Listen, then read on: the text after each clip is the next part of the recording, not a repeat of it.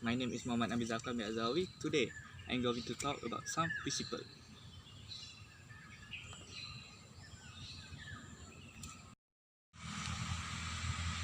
Sound wave is a pattern of disturbance caused by the movement of energy traveling through the medium as it propagates away from its source, such as ground and spontaneous.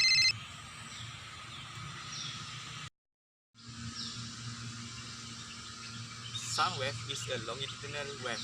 This means the direction of the wave is parallel to the direction of the energy transport.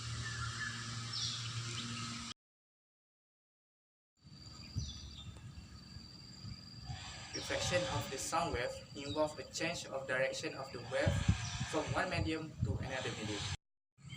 The speed of the sound wave in the cooler area is lower than the warmer area. It also moves slower in the water than the above the water.